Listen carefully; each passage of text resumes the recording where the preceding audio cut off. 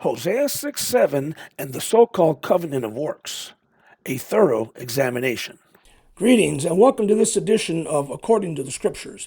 Many evangelicals claim that the name Adam in Hosea 6:7 is a reference to the first man that God created, and they like to cite this text in the attempt to support what they call a covenant of works, which allegedly God made with Adam in the garden. But now, in this video, what I intend to do is to answer that question with a thorough examination. But before I do, I want to make 2 points here. First of all, if you want to make an informed decision as to whether or not Hosea had the first man in mind in his text in Hosea 6:7, then I suggest that you set the next 30 minutes aside and watch the slide presentation that I have prepared for you, in which I conduct a thorough examination of everything you need to know in order to make an informed decision as to whether or not Hosea had the first man in mind here. And secondly, before I answer the question, is Hosea 6:7 a reference to the first man that God created? I want to define the so-called covenant of works, which many evangelicals claim is found in Genesis chapter 2. And so for this, we'll look to the Westminster Confession of Faith, which reads, "The first covenant made with man was a covenant of works, wherein life was promised to Adam, and in him to his posterity, upon condition of perfect and personal obedience."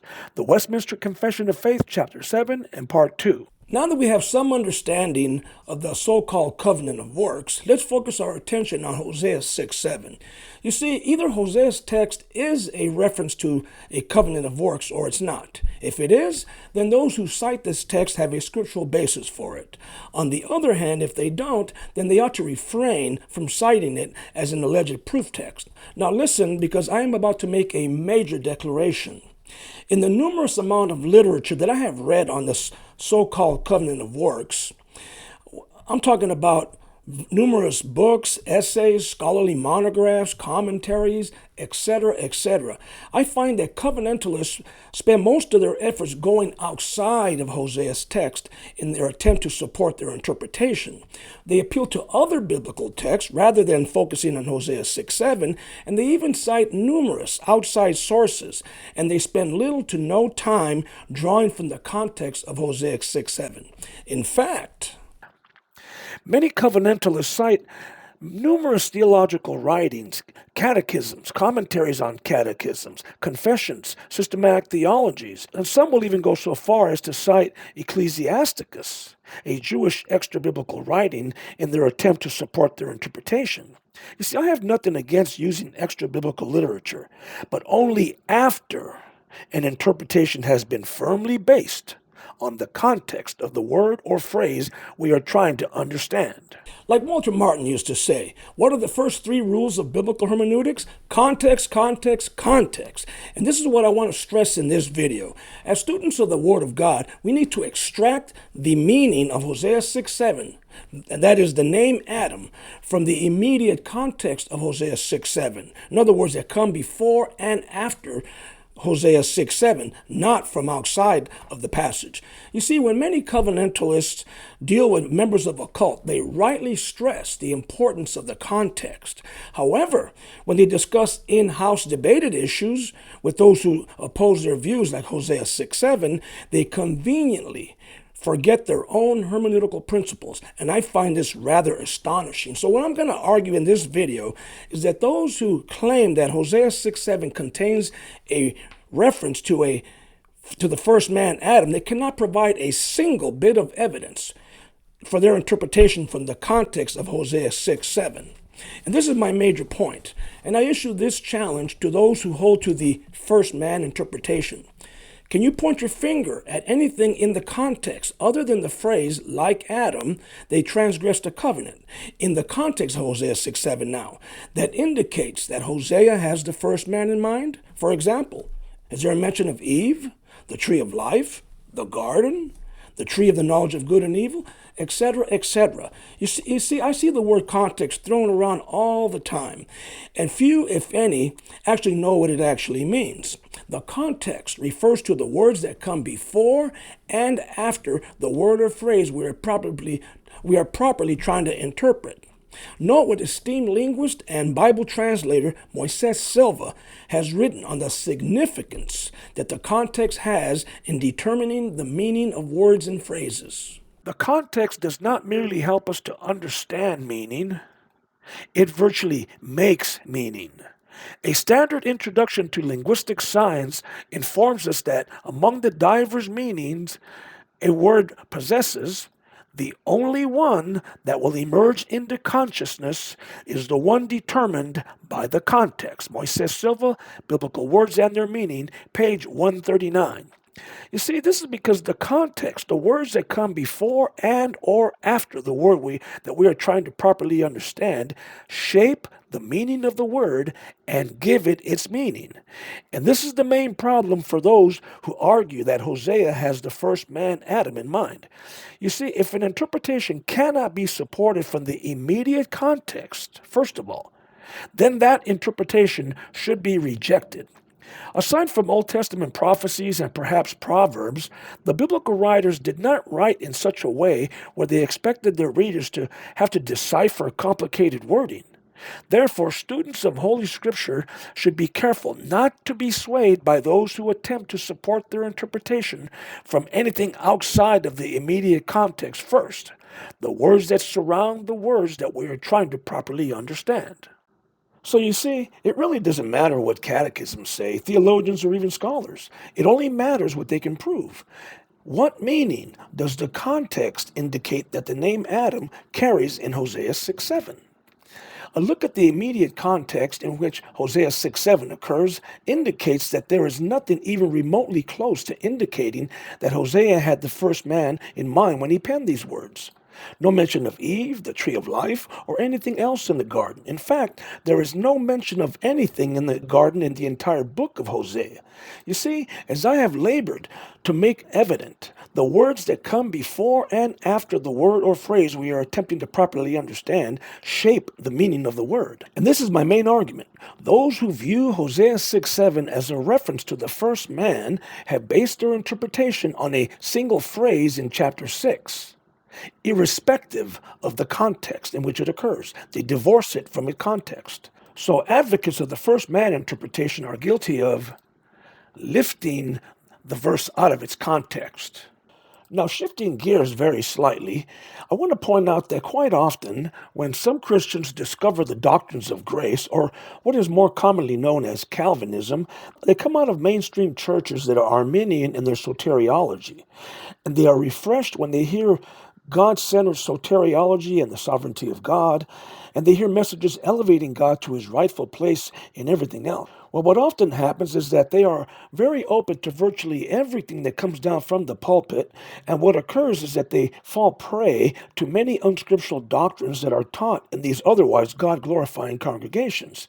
They hear someone from the pulpit or in a conversation advocating the covenant of works and mistakenly citing Hosea 6:7 in support of it, and it appears to make perfect sense to them. You see, they hear the name Adam, and automatically they think the most infamous sinner in the Bible. The results are that they fall hook, line, and sinker for the unscriptural doctrine of the covenant of works. Well, the truth of the matter is that the Hebrew word Adam can carry one of 11 possible meanings in the Old Testament. Notice, a man or human being, Genesis 2:5. Collective man, mankind, Genesis 1:26. Mankind and women, Genesis 1:27. Man in contrast to woman, Genesis 2:22. Man in contrast to God, 1 Samuel 16:7. Man as a feeble earthly mortal, Numbers 16:29. Man is a sinful being, 1 Kings 8:46. Other men as opposed to particular men, Judges 16:17. A town or village in northern Israel, Joshua 3:16, Hosea 6:7. Leather, according to some scholars, Hosea 11:4. And Adam and Eve in Genesis 5:2. So with as many as 11 possible meanings for the word Adam in the Old Testament, you can see why it is incumbent upon us to do a careful and thorough examination of the context in which Hosea 6:7 occurs. You see, when professing Christians who barely read the New Testament, let alone the Old Testament, see the name Adam in Hosea 6:7, they immediately think the first man, and they buy into the covenant of works without hesitation and without carefully studying the context, I might add. You see, the Old Testament is basically an esoteric book to many professing evangelicals, and because of this, they dive right in without carefully examining the context in which Hosea 6:7 occurs. Is this wise? Before you answer, consider this: that as many as 6 interpretations of Hosea 6:7 have been advanced throughout the ages. One group will argue, I'm right. Another group will argue, no, I'm right. And another group argues, I'm right. While still others have argued, no, you're not, I am. And still others have cried, you're wrong and I'm right. Well, that's only 5.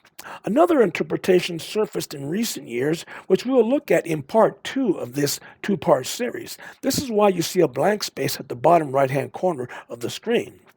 I will add a final character here to represent the 6th and most recent interpretation that has been suggested.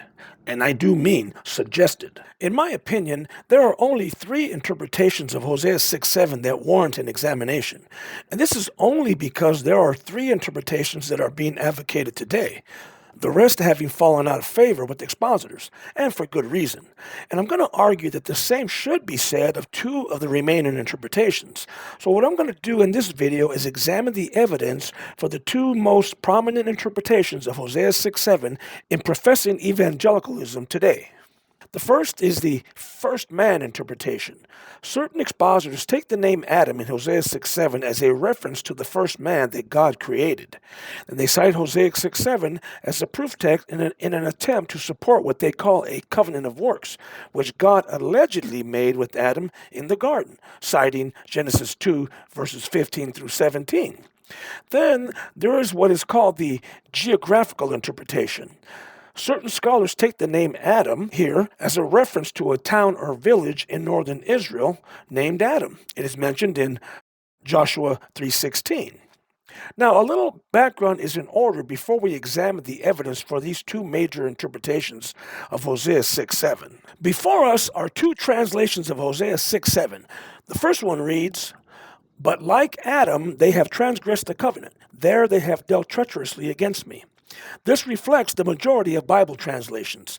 The second one reads, "But at Adam they transgressed the covenant. There they dealt faithlessly with me," as reflected in the RSV. If you'll notice, the first one reads, "like Adam," the other reads, "at Adam." These 2 translations represent the 2 most prominent interpretations of Hosea 6:7. Now, before I correct a major misrepresentation, I want to make it ultra crystal clear that I am not endorsing this mistranslation, and now to correct a misrepresentation by many covenantalists. Many contemporary covenantalists who argue that Hosea 6:7 contains a reference to the first man mistakenly point the finger at Julius Wellhausen for being responsible for the interpretation at the bottom of the screen. Although it is true that Wellhausen appears to be the first to suggest an emendation, that is, changing the Hebrew word ke, translated like, to be, meaning at, it cannot be said that he is responsible for the geographical interpretation. By placing such an emphasis on Wellhausen's proposed emendation, these covenantalists have erected a false dichotomy. They make it appear that there are 2 choices: the interpretation that is based on a proper translation and another that is based on a gross mistranslation. By doing this, many who hold to the first man interpretation make it appear that the only way that the geographical interpretation can be established is by changing the Hebrew word from ke to be, an emendation. In this, they are gravely mistaken.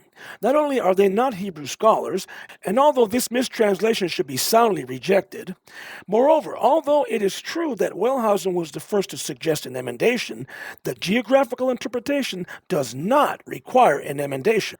And why do I say this? Because in his book, The Covenants of Promise, Thomas McComiskey, a bona fide Hebrew scholar, and not incidentally, one who held to a covenant of works, set the record straight for us.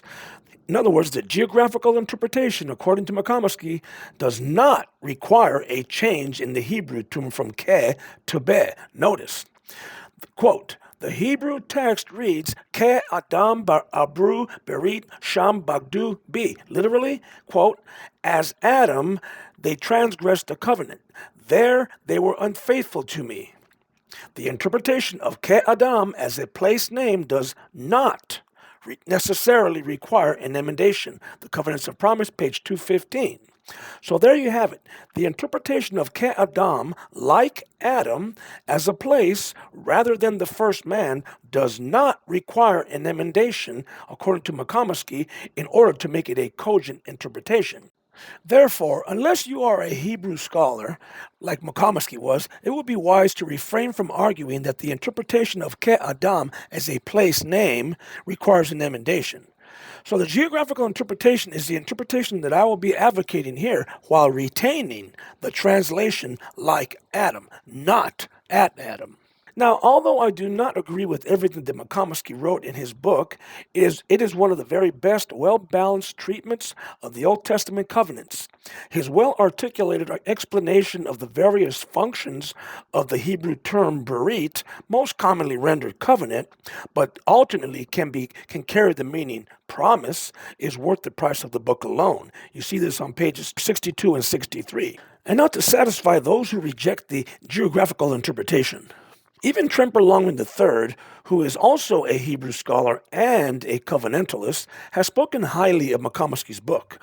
Quote, a marvelously written and profound book which deals with some of the most crucial issues in biblical theology. The textual evidence leads one to question the way some tenets of traditional covenant theology have been expressed, but not the tenets themselves. Selected topics are the redemptive relationship between Father and Son, the covenant of works, law and grace, and the relationship between the testaments. So this description of McComiskey's book is taken from Whitman-Stocks Publishers. Longman's endorsement of McComiskey's book is an example to covenantalists that McComiskey's work is to be respected.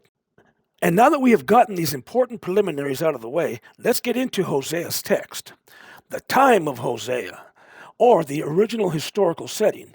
A careful study of Hosea's scroll reveals that there are at least 5 characteristics of Hosea's writing style. All of these clearly indicate that Hosea had the people of the town named Adam in mind in Hosea 6:7, rather than the first man that God created. The first characteristic is the land is a prominent theme in the covenant and in Hosea's scroll. In fact, Hosea makes this rather clear near the beginning of his oracle, which reads, when Yahweh first spoke through Hosea, Yahweh said to Hosea, go, take for yourself a wife of harlotry, and have children of harlotry, for the land commits flagrant harlotry, forsaking Yahweh, Hosea 1:2. Not the people commit flagrant harlotry, but the land commits flagrant harlotry. This brings me to the second of 5 characteristics of Hosea's scroll. The land is a metaphor for the people. This is to say that the land is often synonymous with the people. In Hosea's scroll, land and people often mean the same thing. You see this in 1:4, 4:15, 4:15 again, 5:1, and the following places throughout Hosea's scroll. This singles out the people of Yezreel in 1:4, the people of Gilgal in 4:15, and so forth. You see, like it does the people of Adam in 6:7. The Jewish nation in its entirety has sinned by breaking the Mosaic law covenant established in Deuteronomy. You see, this is precisely why you see the prophets like Isaiah, Jeremiah, Ezekiel, Hosea, Amos, and so forth writing and prophesying against Israel throughout the Old Testament. And so whether it's Yezreel, Gilgal, Mizpah, Tabor, Gilead, or Adam, it refers to the people of that city. And so this should sufficiently answer a common objection against the geographical interpretation that is often raised by those who hold to the first man interpretation. They'll argue, well, there's no mention of a breach of the covenant in Adam. Well, he just told us. The land commits flagrant harlotry, or the people of the land commit flagrant harlotry. A third characteristic is that there are over 100 references to place names in Hosea's scroll, further indicating that the name Adam refers to the people of the town or village named Adam rather than the first man. Characteristic number 4 is that Hosea's propensity for pinpointing crimes committed in specific locations in northern Israel. And here are just a few examples: Beth-aven, Tabor, Samaria, Shechem, Gilgal, and so forth, further indicating that the name Adam here refers to the people of the town or village named Adam rather than the first man. Characteristic number 5. Yahweh is depicted as distancing himself from the land of northern Israel. You see this in chapter 5, beginning with verse 6, which reads, "They will go with their flocks and herds to seek Yahweh, but they will not find him. He has withdrawn from them." You see, the Ark of the Covenant housed the presence of God. And so here, Yahweh tells Israel that he has removed his presence from the land. Moreover, Yahweh says something even more than this in verse 15. Notice, "I will go away and return to my place until they acknowledge their guilt and seek my face. In their affliction, they will earnestly seek me." Verse 15. You see, places play a prominent role in Hosea's scroll, and the 5 characteristics I have outlined here all point in the direction of the place called Adam in northern Israel, or to the people of the town of Adam in northern Israel, rather than the first man. So now let's focus our attention on the immediate context of Hosea 6:7. What I have for you is a map largely of northern Israel. To the left, I have Hosea's text. And we're going to confirm my interpretation by comparing the wording in the passage to the geography in the map. So to your lower right on the map is Adam, which occurs in verse 7. On the upper right is the region of Gilead, which occurs in verse 8. And to the left of Adam is Shechem, which occurs in verse 9. So here's Gilead, and to the left of it is a great mountainous region which stands between Gilead and Shechem. Now let's read Hosea's text together, which reads, "But like Adam, they have transgressed the covenant. There they have dealt treacherously against me." Verse 8, "Gilead is a city of wrongdoers tracked with bloody footprints.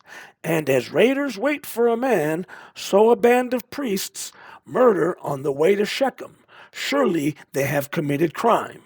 Okay, now remember, verse 9 reads, "So a band of priests murder on the way to Shechem." So how do you get from Gilead on the right to Shechem if the mountains stand between Gilead and Shechem?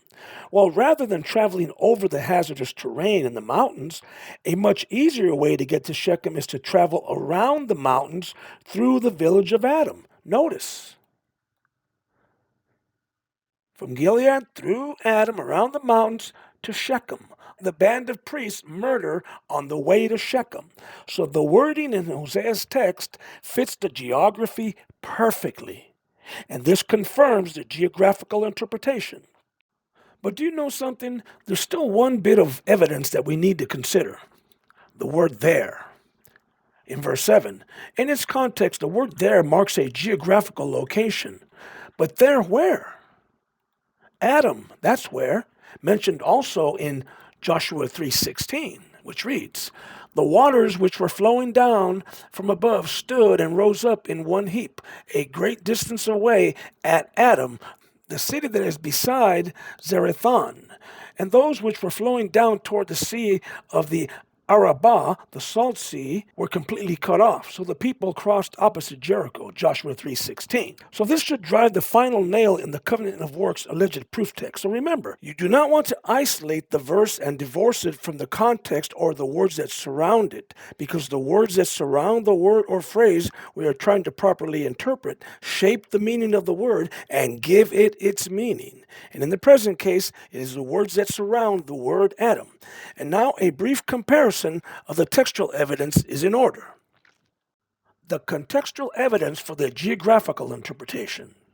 Number 1, the land is a prominent theme in the Mosaic Law covenant and in Hosea's oracle. So the broader context indicates that Hosea 6:7 has the town of Adam in mind rather than the first man. Number 2, There are over 100 references to places in northern Israel and other places in the ancient Near East.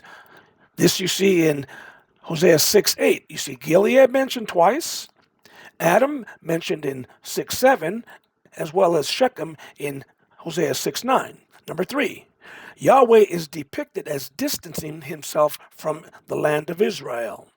Number 4, the mention of two other nearby cities in the immediate context of Hosea 6:7, Gilead and Shechem. Number 5, Hosea's propensity for pinpointing places of infamous crimes committed in northern Israel. Number 6, Adam is quote-unquote on the way to Shechem. This you see in the immediate context. Number 7, the geography in northern Israel fits the wording in Hosea 6:7-9 perfectly. And this is one that we did not cover, number 8.